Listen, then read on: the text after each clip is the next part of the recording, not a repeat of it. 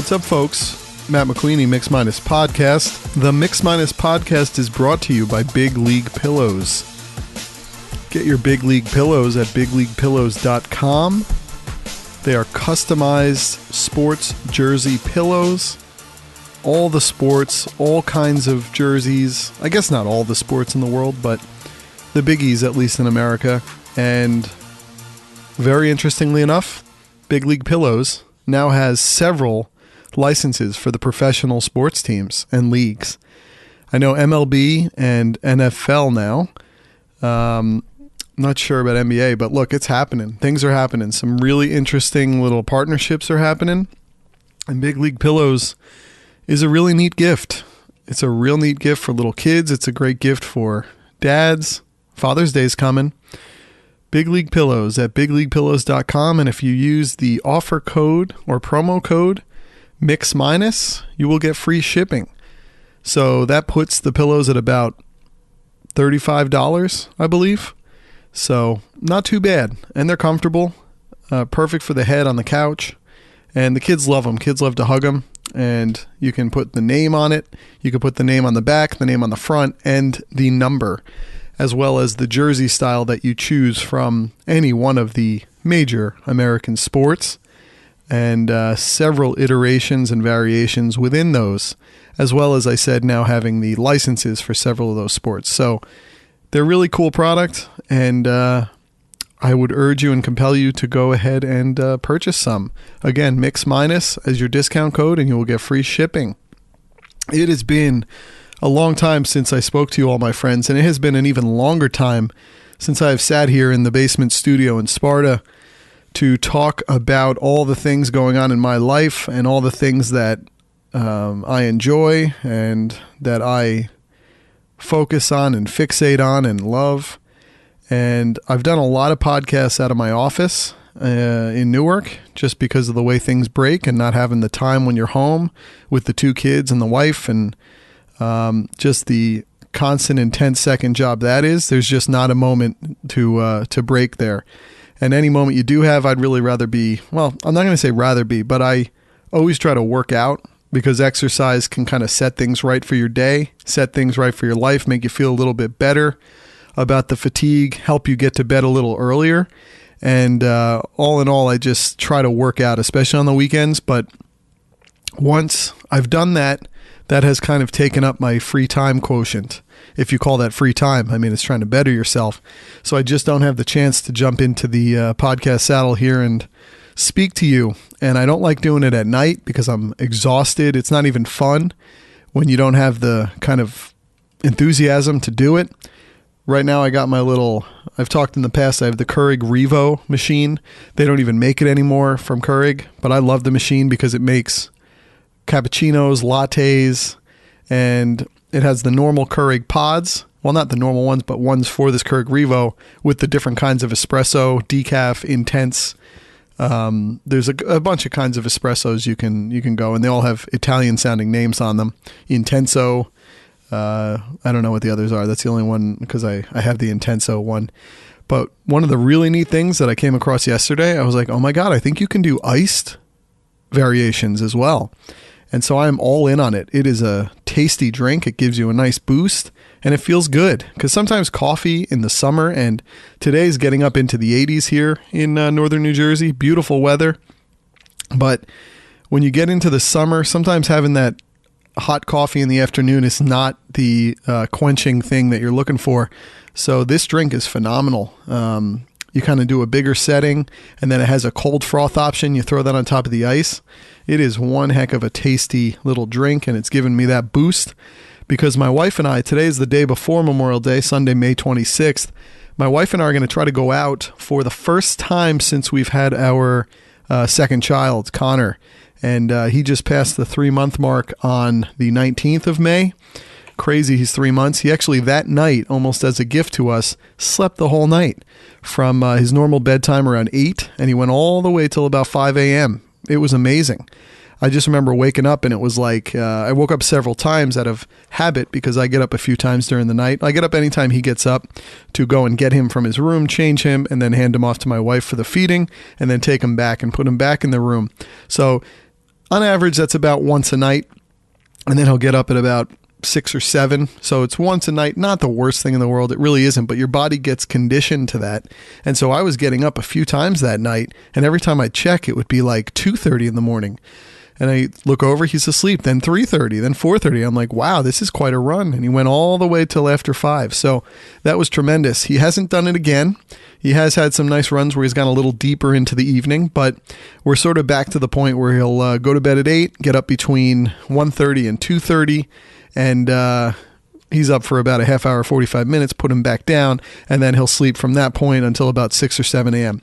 So all in all, not bad, really not bad, and you can get on really well with just getting up once a night. As long as you can aggregate and accumulate your sleep, you really do end up being in pretty good shape. But he did just pass that 3-month mark, and so my wife and I are going to attempt to go out this evening. My mom will come up, and maybe my sister who came up with her boyfriend Nick from Durham, North Carolina. They're down around the Duke area there because her boyfriend is in law school at Duke, and so they're up, and so they will, I think, tend to our 2 children as we head out somewhere around the early evening time, hopefully with them with some nice outdoor seating out on one of the lakes over here. It should be a nice night just to let us reset and get back to the us time a little bit, as much as you can. You don't get much of it, especially with the 2. It is amazing what a game changer 2 is. I wouldn't change it for the world, and we have gotten on just fine with it, but there is not an iota of extra time anywhere across the schedule and day. Any extra time you're either using for sleep, you're using to do the essential things you need to do that are outside of your family, and there's just not a lot of time to sit and think. And actually to exercise as well is something that we try to get done. So we will go out tonight, and I think that'll be nice. One of the things, so the reason my sister is up in northern New Jersey, kind of out of nowhere. So last Thursday night, my mom had her fundraiser because she is a Bergen County freeholder, which is sort of like a county level town councilman, right? Or a councilwoman. It's sort of the council of a county. So it's a level up. It's a pretty nice spot for her. It's a good position. She really enjoys it. She has a lot of time out at events and meeting with people, and she has a nice office apparently, which I haven't seen, some ornate big office, and she goes to meetings, so she has to leave our house early often when she comes and watches our kids. But she's up again for election this coming November, the normal election time. I think they're 2-year postings. And so she had her requisite fundraising evening, which is up at a nice place called Bakari Grill up in Bergen County. And I was going to go to that alone. Melanie was going to stay home with the kids. And I was kind of looking forward to the fact of going in there, getting some nice appetizer action, getting some nice meals, some nice drinks, speaking with a bunch of people, networking, being there on behalf of the family. My brother was going to be there as well. My brother Mike, his wife Amanda, and then my dad was going to be there.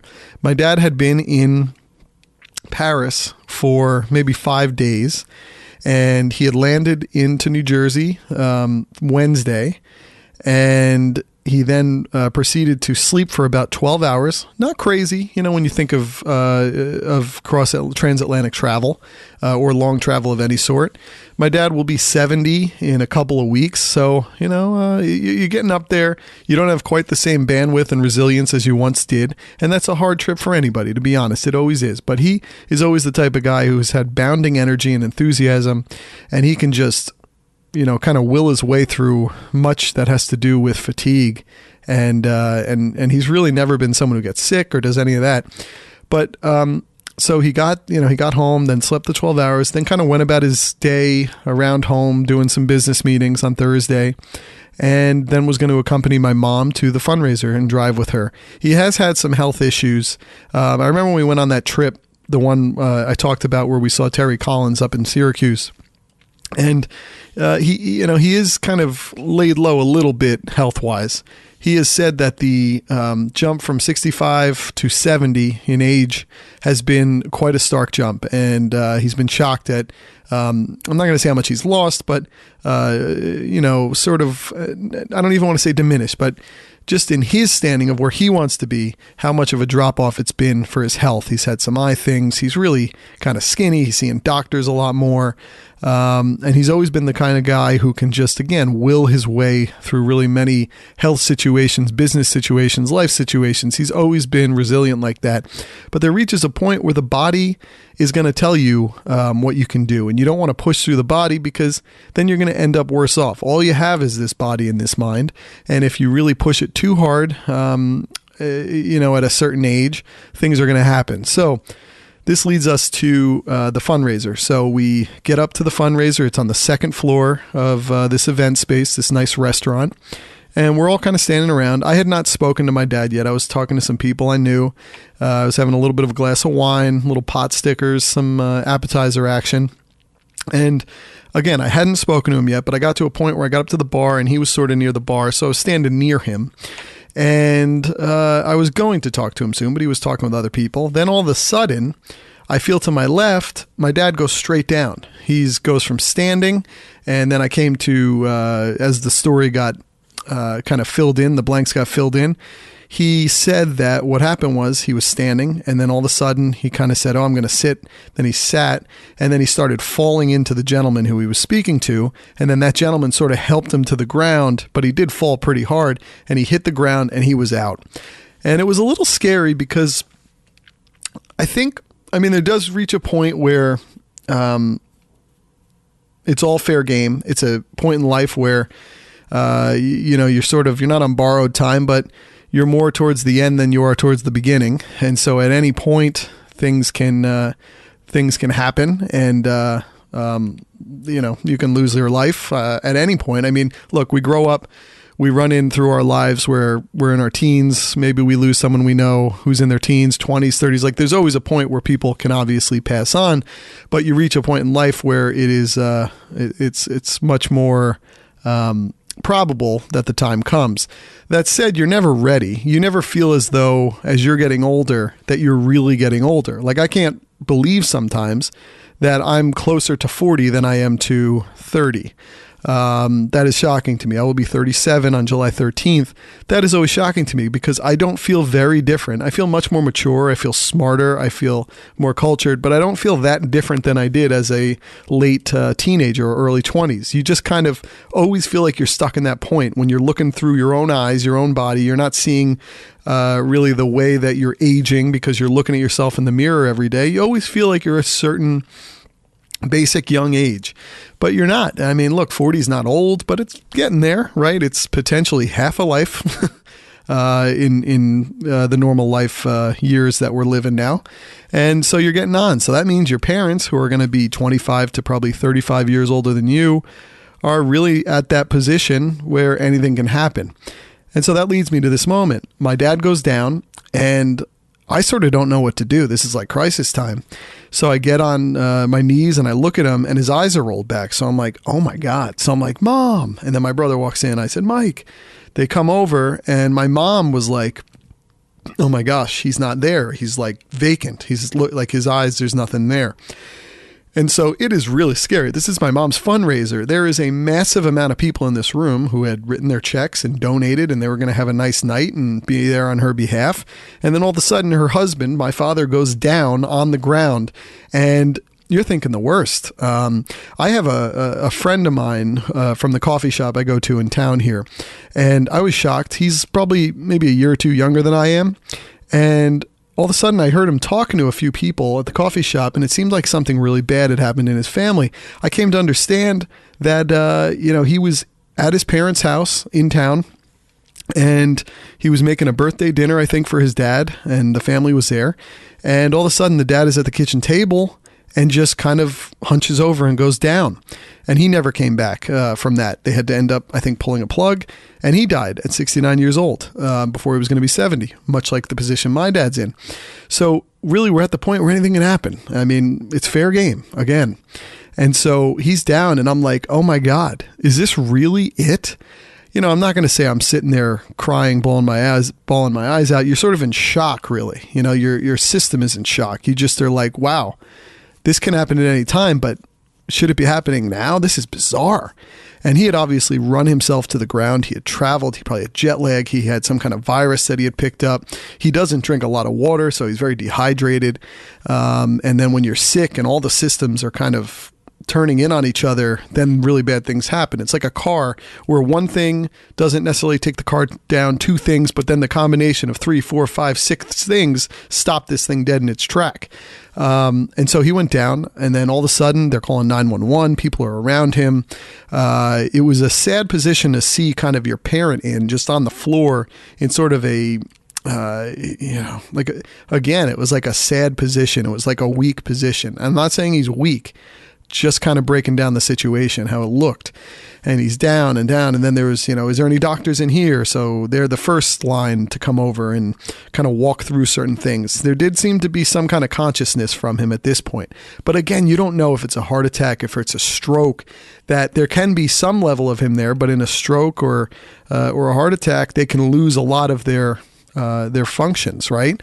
And so you just don't know, but they're trying to get him back to at least being here, right? To being conscious. So then the police come in. They're with him. They're on the floor. They're putting oxygen bags on his head.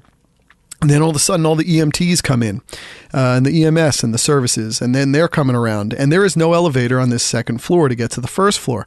So now they're putting him, this man who's always been so strong in his life and always been the one who people think is the young guy in the group and the one who's spry and always has the great ideas and is ahead of everyone and never gets tired. Now all of a sudden he's getting loaded up onto this kind of yellow chair like a quasi throne and being carried out by 5, 6, 7 people. I mean, to be honest, it almost makes you think of how people carry out like a coffin. That was not the case, but he's been sat up in this chair and they're carrying him down. Like, even if he's like a authoritarian ruler, right? He's being carried down the stairs. And it was just like, oh my God, there we go. Whoa, where's he going? So he's going to be taken to the hospital, but you don't know what anything means at this point. It's all just kind of flashbulb things going off, and you're thinking the worst but thinking the best, or thinking the worst but hoping the best. And so I just kind of sat there, and because my brother said he was going to go with my dad. Then I came to find out my mom went in the ambulance, and so I'm standing there, and then a gentleman I know who's known my dad for a real long time said, what I saw there, I think you got to get right to the hospital. And so I'm like, oh my God, is this really it? This is unbelievable. And so I went over to the hospital. It was only 5 minutes from this place, the Valley Hospital. And I got into the hospital. We went to see him, and it seemed like he was improving. He was on the hospital bed, and they had the saline hooked up to him, the fluids, the IV. And by the end of that whole bag, by the end of the night, we got in there about 7:45. And anyone who's gone to emergency rooms, you're there all night. Shockingly enough, though, this guy who passed out, my dad passed out on this at this event, at the start of this event, who looked completely non-communicative, got into the hospital at 7:45, walked out at 10:30 p.m.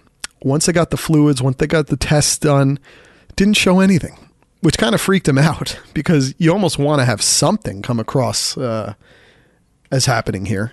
But nothing happened. Nothing was there. There was maybe a little fluid in his lung from being sick. So they made some basic, prognostications for him, prescriptions to pick up, cough, syrup, some antibiotics in case you need it. But he walked out just shocked at what had happened. And I'm obviously happy that he's healthy. But man, you just come so close out of nowhere. And that's how it always happens. It's out of nowhere, because then it wouldn't be shocking if it wasn't. It's just out of nowhere. You're like, wow, that could have just happened on a random Thursday night at my mom's fundraiser.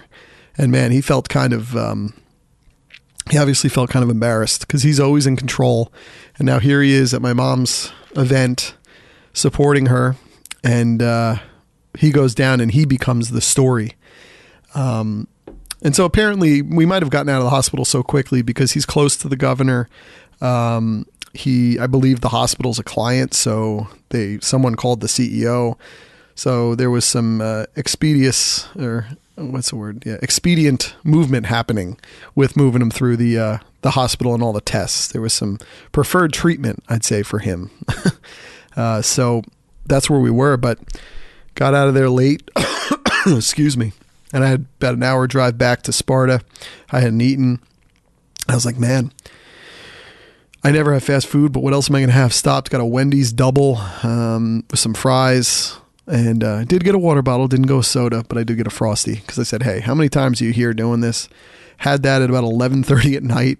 That's when you feel that you're 36, 37, when you have a Wendy's meal at like 11:30 at night. That's when you're like, wow, yeah, this is mortality. I don't feel too good eating this. I wake up not feeling too good. It's almost like you give yourself like the food flu or something.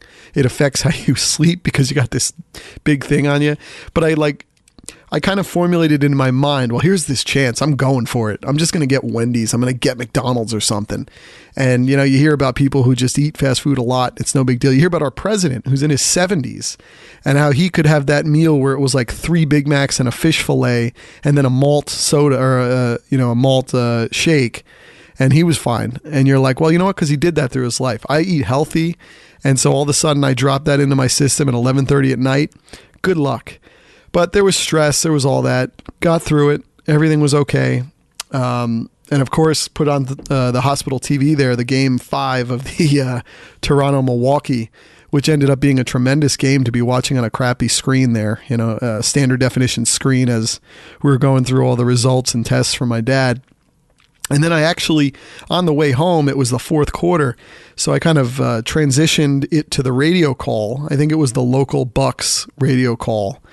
A good team there. They were very fair about each team, about breaking down each team. There was even a point where they said, and there was a fair amount of time left in the game, but they kind of said, the Bucks radio call said, boy, if Milwaukee doesn't score on this one, this game's over. And they ended up being right, but it was like enough time left in the game where, a lot of these kind of radio teams have to sort of be homers because they're traveling with these teams all the time. So you got to be a little fair. So to say that was kind of intense, but it was right. So that was a heck of a thing for Toronto to pull out. And then last night, Toronto won in Game 6 at home. I think it was 100-94 or so. They were down 15 in the third, and they came all the way back. They came all the way back in the early fourth quarter with Kawhi on the bench because Kawhi was looking like he was a little spent, which he should. The guy has just absolutely gone to the wall continually. Funny to say that with the Game of Thrones reference with Toronto being in the north, right? He just went for it. He really iced Giannis. He made Giannis Antetokounmpo sort of a decoy. The guy couldn't do anything with Kawhi. And that's where Kawhi is just unbelievable, is the whole defensive aspect to him. He plays offense with an amazing deliberate efficiency. It's shocking sometimes when he's able to, in his body, dribble around guys and have a lot of nice ball handling. He sort of has a perfect shot with not a huge arc. It's very direct. Everything with Kawhi is economy. It's just like directly at the hoop when he scores. He's got a very like almost Jordan looking game to him, as crazy as that sounds. But he's been unbelievable. And to think that they came all the way back on this where Milwaukee was up 2-0 in the series, looking like they were just going to take this thing in 4 or 5. I mean, when you think of Game 3 going to double overtime, where a bounce here or there could have put Milwaukee up 3-0, and once you're up 3-0, really, maybe Toronto gets Game 4, goes back to Milwaukee, loses there. But how just like on a dime things are, that they could have been 3-0, and then all of a sudden that game swings, and you're still feeling pretty good about yourself if you're Milwaukee after that double overtime, because you went into Toronto in Game 3, a must-win for Toronto, and all they could do was beat you in double overtime. But you never know. Things just swing in ways that you can't even predict. And so there's a part of you that wonders, well, maybe having to do 2 overtimes kind of wore Milwaukee out a bit. Milwaukee had been able to rest up a lot in these playoffs. They swept the first round. They won in 5 in the second round. You got Toronto going in 5 in the first round, and then in a tough 7-game series in the second round with the Kawhi game winner at the end of that thing. And then they had to kind of sweep right into a series against a very well-rested Milwaukee team in Milwaukee only like 2 days later. And so you wonder if the two games were almost Toronto trying to get their legs back under them and not being prepared, while Milwaukee was really rested. And so they were able to clear the deck there. And then game 3 almost became the moment. Toronto's back home. They're comfortable. They're getting their legs back. And then maybe the double overtime used up a lot of Toronto's legs and set them in a bad way. But it's unbelievable when that happens. I don't think there's anything worse than being up 2-0, 2 games from the finals with home court in that round, and then you go down. You go down in 6. You lose the next 4.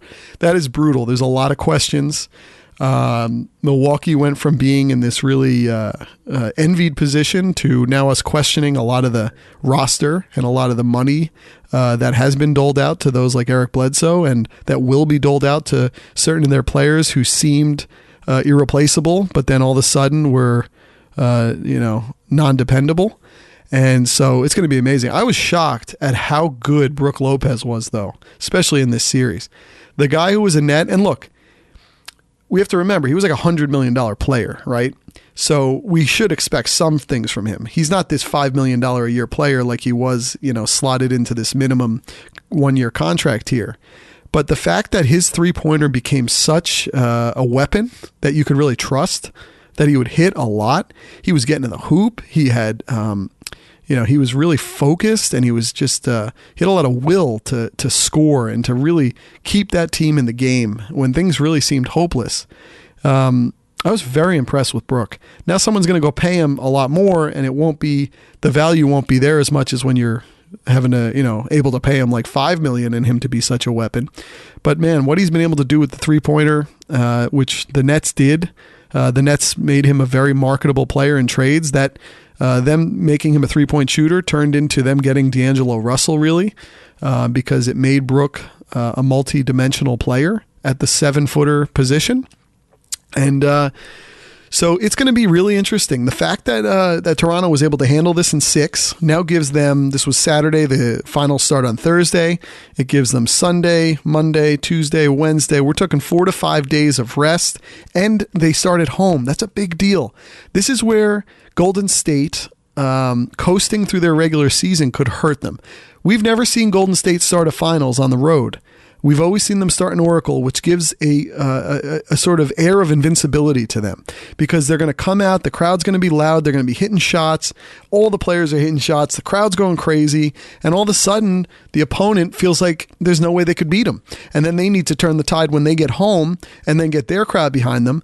But once you're down 2-0, I mean, notwithstanding Milwaukee, but once you're down 2-0, it just has a different feeling, because then people are going, well, they got to win 4 of the next 5 to win this thing.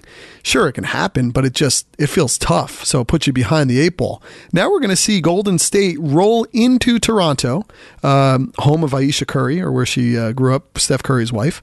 Steph Curry spent some time in Toronto when his dad Del Curry played there. So that'll be, of course, an interesting subplot as the media tries to build all the narratives up. Steph's time in Toronto, just like when he played Cleveland, that he randomly was born in Akron, right? Same hospital as LeBron, which is really interesting. But now Golden State's rolling into Toronto, and that crowd is crazy. That crowd's better than Oracle, I think. I mean, that's a country level crowd. That's not a region. So this is Canada against Golden State. This is huge. This is going to be big. And look, they're going to have all this off time, and Golden State's had a ton of off time. But the narrative has built with Golden State that, watch out, they're unbeatable now. Once they were able to shed Kevin Garnett with his injury, and who knows if he'll come back really in this finals, him and Boogie Cousins. But there's this narrative, oh, they're back to the old Warriors. Well, you know what?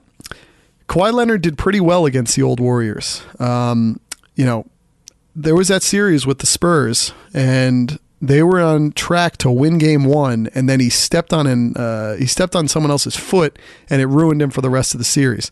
But they were like dominating Golden State in that game on the road, San Antonio going there. And that injury really just made that a non-factor series. But look, we're looking at Kawhi. He's the king of the North right now. He has come to Toronto, and he has delivered. He can leave with a clear mind after this year with as much as he's done. He can go wherever he wants, and he'll still be beloved in Toronto. It'll be interesting to see if he actually does stay. It's hard to tell what's going on in Kawhi's mind at any time. He's a very simple, almost childlike presence when he speaks to the media, but he's a killer inside in terms of his basketball competition and his competitive nature. I mean, it's unbelievable what he does out there. But you're going to see Golden State roll in here, and maybe Golden State starts a little cold. It's been a long time since they've been on the court. They don't have the home court behind, or the home fans behind them. Toronto will, and Toronto will be very focused on jumping out and getting a win right in Game 1 in this series. And if they were to do that, and remember, Cleveland, who was really bad last year, was very close to winning Game 1 last year in Oracle.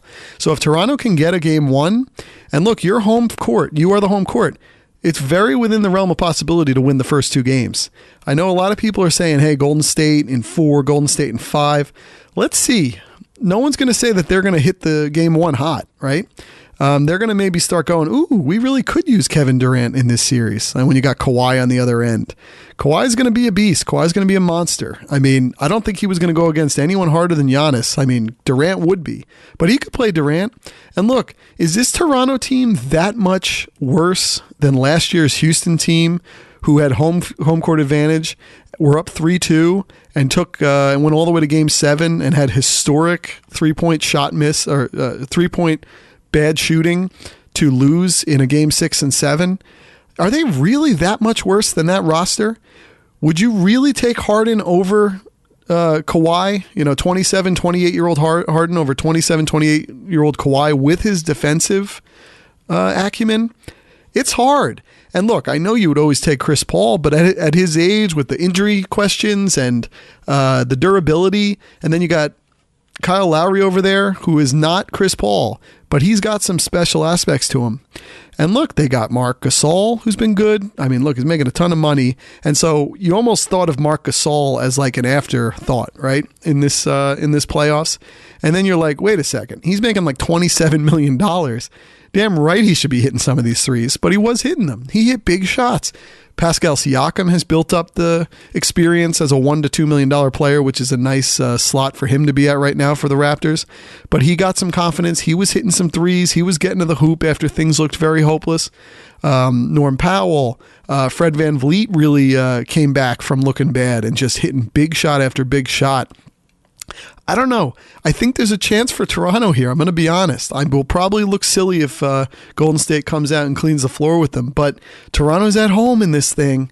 This is a 7-game series with them having 4 of the games potentially, and them being able to really kind of set the momentum of the series after having a nice break here, getting people healthy, and staying home. They will not have to travel out on Wednesday. Golden State does. So I'm actually cautiously optimistic about Toronto.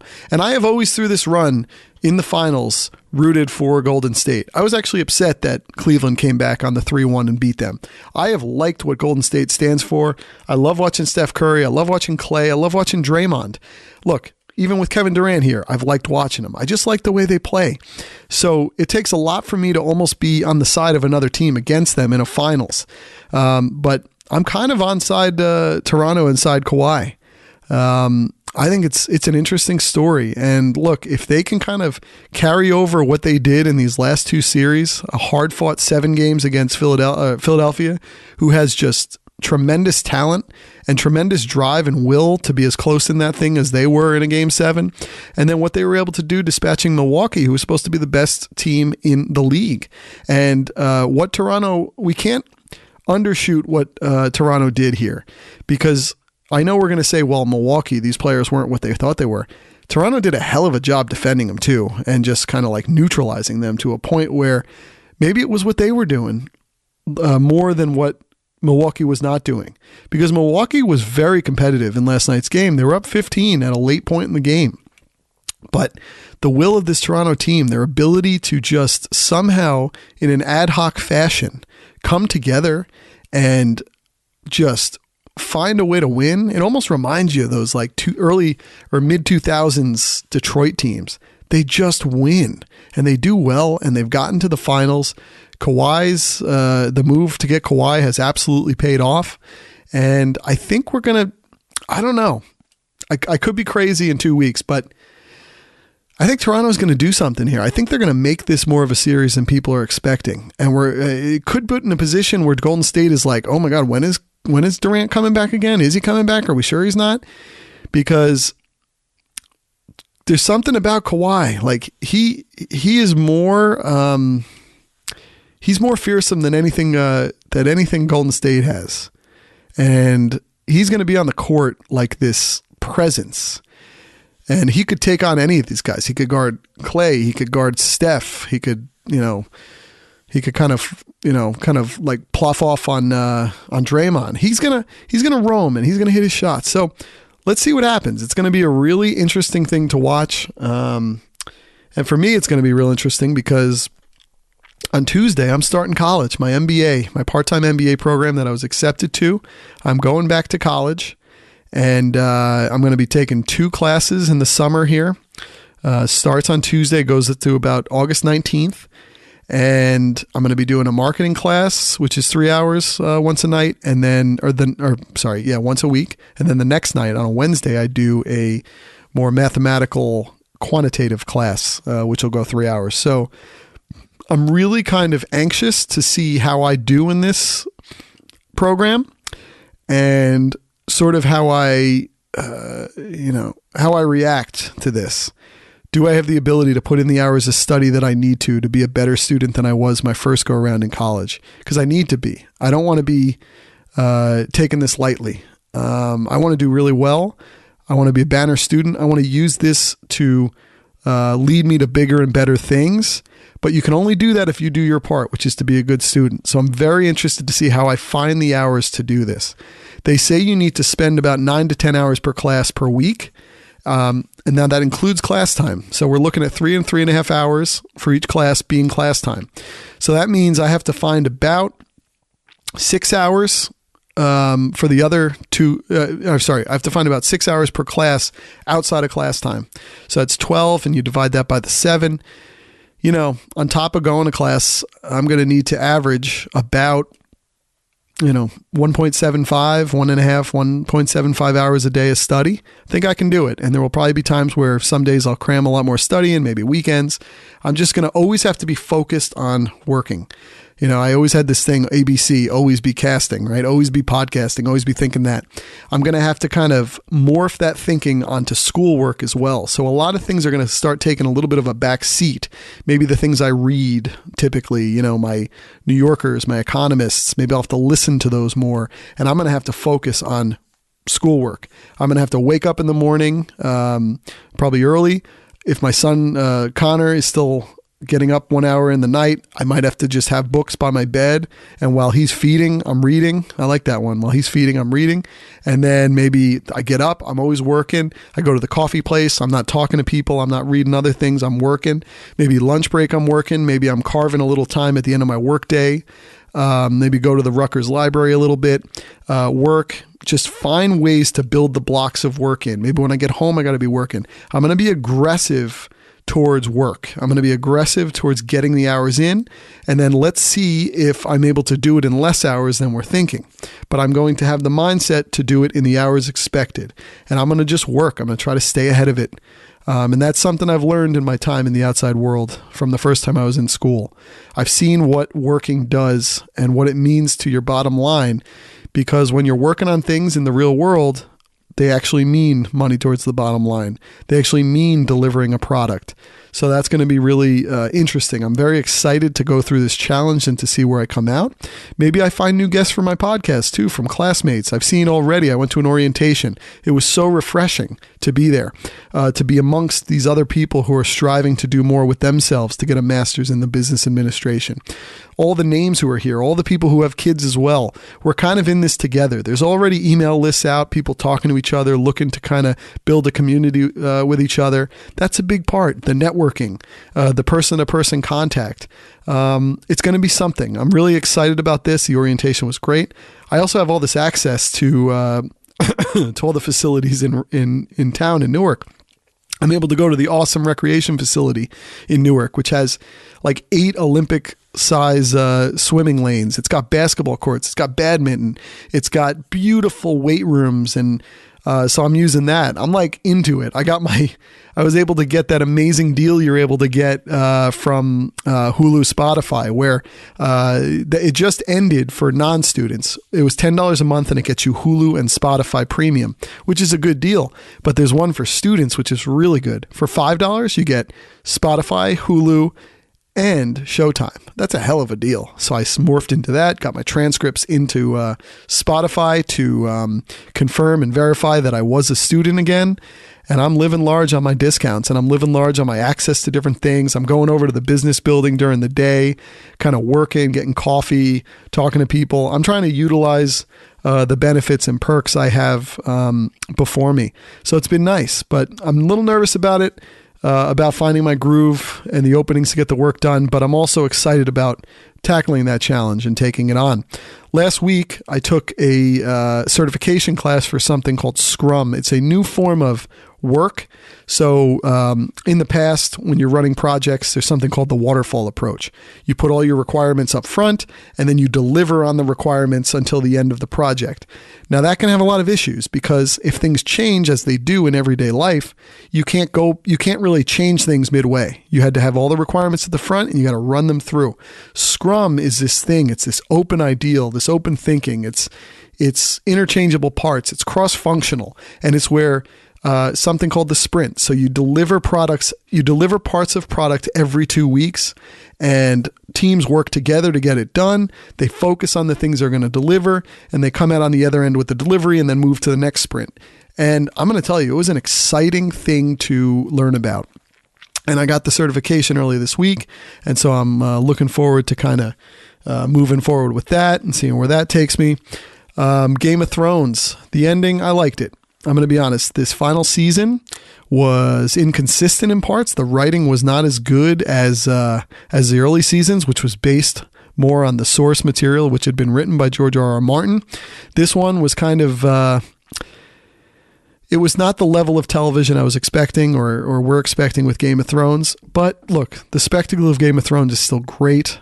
You look past some of the shortcomings, and I think the second to last episode, the penultimate episode, we get to use that word here, was a little kind of out of character for me. The way she just blew up the whole city, Daenerys that is, sorry, spoilers, we all saw it though. The way she blew up the city, I didn't like how that happened. So when we got to the final episode, I was almost ready for this show to end, to be honest. If they weren't going to do it the right way over time, the way they did the early seasons, then I kind of wanted it to end. And with that thinking, it ended the right way. We saw everybody have their moment where we got to see what they were going to do with the rest of their lives. And I was happy with it. I was fine. Bran becoming the king was kind of weird, but it is what it is. It was fun to see the council sitting at the table there going over the administration of the city and the kingdom. It's funny to be back there. It's kind of the way life is. The early seasons, we were at that table with different characters, and it seemed like there were life-changing events that happened since then. And then here you are, once you get through those life-changing events and you're on the other end and you've won and you've survived.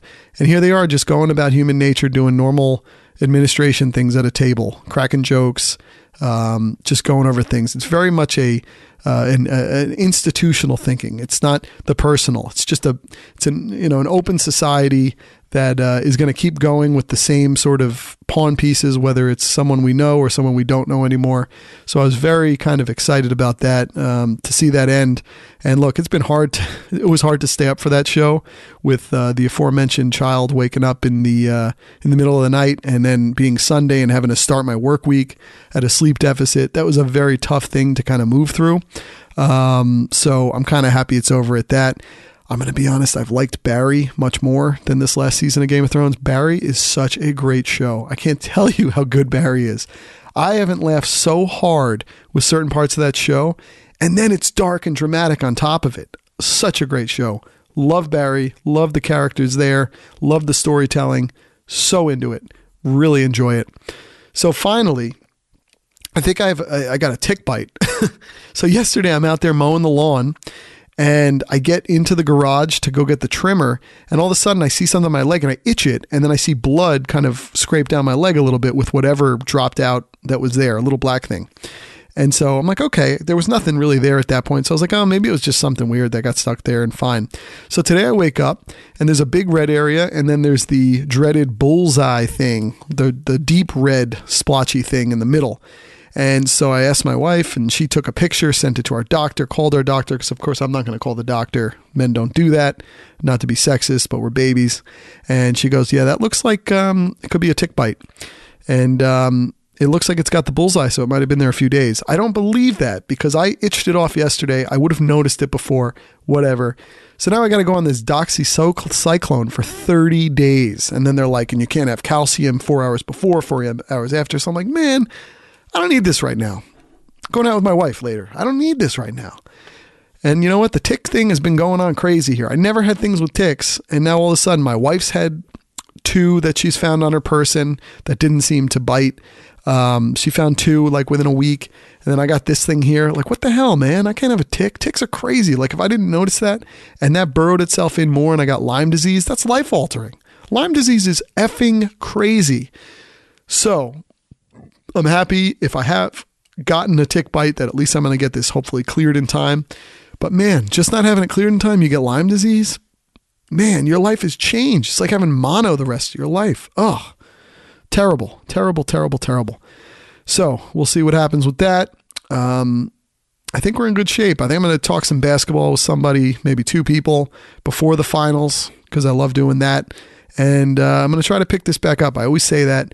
I might even try to use the Anchor app to do like a daily podcast just to get my thoughts out there. I want to try some technological aspects where maybe I'm able to plug in a real microphone to my iPad Pro, which has the lightning connector. And I want to see if a USB microphone will work through that and then have a really good sound on the Anchor app.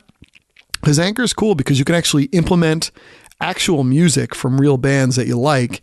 You can do that, or you can tap into an existing advertising pool that Anchor allows you to put on your podcast and maybe make a couple of bucks here or there. So I'm kind of excited about trying that out. But the problem is you just got to get on that horse. You got to get on that podcast horse, and you got to move ahead and try to do it day after day. And when you don't have the time, you don't have the time. So here I am trying to do something. I got about 45, 50 minutes in, and I got a bunch out there. A lot of things have happened in the last month. Can't believe it's been a month. I saw that it was April 24th that I did the podcast about Russell Westbrook. So a month. Maybe I needed to break a little. And, you know, sometimes when there's a lot of things changing in your life, like I'm doing school, I'm pushing ahead, I'm trying to find other job positions, you don't feel as confident to speak to the world when you're trying to upend your life. And you almost want to go quiet a little to figure things out before you then go and tell people what to do. I don't know. That's my thought, at least. Get your Big League Pillows at bigleaguepillows.com. Remember, promo code MIX-, and you can get licensed pro sports apparel on those Big League Pillows, or you could just get your old Big League Pillows where you pick the style, you pick the type of sport, you pick the name on the front, the name on the back, and the number, and you'll love it. bigleaguepillows.com. Promo code MIX-. Later, folks.